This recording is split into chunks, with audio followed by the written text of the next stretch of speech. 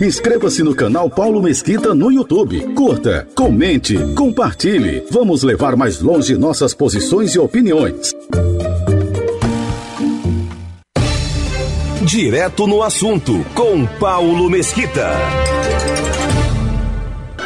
Olha, a seguir eu vou trazer para você uma entrevista rápida que foi feita com Moro e também com Dallagnol, ele só citando alguma coisa rápida, e depois um padre, né, falando também aqui no nosso programa. Vamos ouvir e você tira as suas conclusões, viu, amigo? Pode ter certeza. Vamos lá. Quais foram as provas concretas que foram consideradas na condenação do ex-presidente Lula? Mas a gente tem testemunhas que fizeram acordo de colaboração, a gente tem testemunhas que não fizeram acordo de colaboração e depuseram, a gente tem os documentos. Que tem o digital dele, qual é a prova? O caso lá o sítio de Atibaia, você utiliza a propriedade como se fosse proprietário. Ocupa lá, inclusive, a suíte do casal. Teus bens estão lá. Se o sítio é de um amigo, poxa, é um bom amigo muito chegado teu. E aí o que você tem? As empreiteiras, Odebrecht, OAS, fazendo reformas no sítio lá de Atibaia, sem receber nenhum tostão. Eu nunca ouvi falar que a Odebrecht fazia reforma em sítio, OAS fazia reforma em sítio. Mas esse é uma ponta do iceberg. O fato é que você tem um esquema que perdurou durante o governo do PT, em que envolveu o quê? Loteamento político da Petrobras, com diretores e gerentes encarregados de arrecadar pagamentos de grandes empreiteiras, como se fosse uma regra do jogo, e esse dinheiro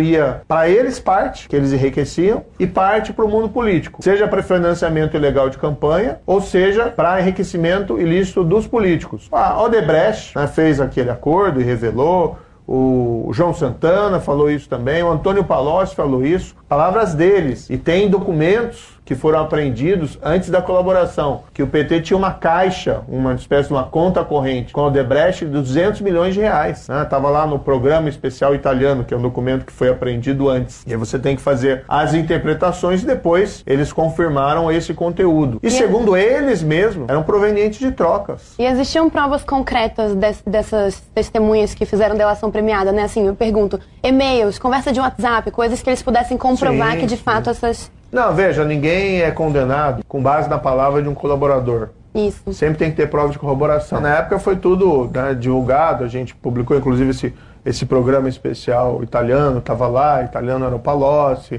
e o próprio Marcelo Abrão, italiano era o Palocci. E tinha o documento que tinha sido apreendido antes. Não foram documentos que eles entregaram com a colaboração. Eles tinham sido encontrados antes. Mas você tem um fato objetivo, para os céticos. 6 bilhões de reais que a Petrobras retomou por conta da Lava Jato. Então esse dinheiro é o quê? Invenção? As pessoas foram lá, confessaram, pagaram porque queriam fazer uma contribuição para os cofres públicos, para a República Brasileira. Isso aconteceu em qual governo? Governo do PT. Presidente da República do Lula e depois da Dilma. Os fatos são inegáveis. Quem julgou isso, às vezes também tem esse problema. Querem colocar, não, o Moro decidiu. Não. Eu proferi a sentença de primeira instância, que foi confirmada pelo Tribunal em Porto Alegre, por mais 3 juízes, que foi confirmada no STJ por mais 5 juízes, e 3 anos depois vem essa historinha. Era para ser julgado em Brasília.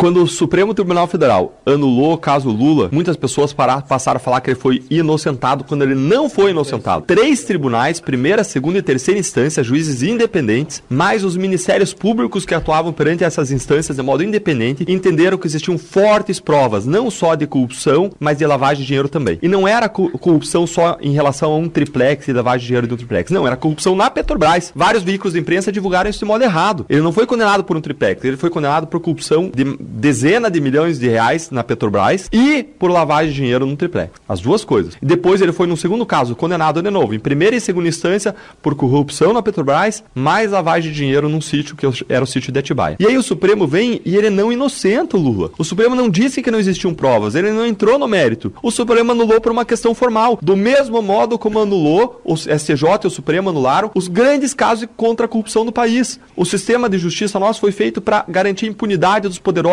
que roubam o nosso país, essa é a verdade. Basta você voltar séculos, nem décadas, séculos atrás, Padre Antônio Vieira falava que o verdadeiro ladrão não era ladrão de galinhas, não era o ladrão que era enforcado, era o ladrão que roubava e enforcava, que é o que eles querem fazer agora. Eles roubam e eles querem enforcar quem combate a corrupção. Veja, se voltar para 1650, era isso que o Padre Antônio Vieira já falava e já criticava. Depois dessa questão política que nós estamos vivendo, nós temos que olhar para a história. A história nos ajuda. Quem que não sabe que os comunistas estão doidos para pegar esse país? Já pegou a Venezuela, a Argentina, e não sai de lá nunca mais, viu, gente? Já tem uma base russa na Venezuela, tem uma base chinesa na Argentina, estão infiltrados na Bolívia, no Peru, no Equador. Eles têm um projeto de fazer da América do Sul um grande país, chamado Grande Pátria, com a capital no Panamá. Para eles tomarem o poder no Brasil agora, eles precisam do nosso voto. Mas se eles entrarem, eles nunca mais vão precisar do nosso voto. Nunca mais. Se depender dessa imprensa que nós temos aí, corrompida, comprometida, os brasileiros vão votar em Partido Comunista. Então não confie na imprensa. E vamos aprender com a história. Em 1975, bem recente, Pol Pot, grave meu nome, Pol Pot, no Camboja, na Ásia, implantou o sistema comunista. Vão lá na internet, digita lá Camboja, 1975. Pesquisa, estuda, gente. Pol Pot matou 1/3 da população do Camboja. Um dos maiores genocídios da nossa história recente. Ninguém diz nada. Quantos estão morrendo na Venezuela para esse sistema ser mantido? Tirou a imprensa de lá, gente. Cortou a internet. A gente não fica sabendo o que está acontecendo. A gente vai deixar esses bandidos entrar na nossa pátria, gente? Tomar o que é nosso e nos fazer de escravos, gente? Não tem como ser comunista e cristão ao mesmo tempo. Aí está, e você analisa, pesa, mede, calcula, balança, sacode e ouça. Preste atenção. Amigo é aquele que avisa. Aquele que apenas cobra depois que tu tá na cadeia, este não é amigo. Este é o nosso Direto no Assunto. Pode acreditar. Inscreva-se no canal Paulo Mesquita no YouTube. Curta, comente, compartilhe. Vamos levar mais longe nossas posições e opiniões.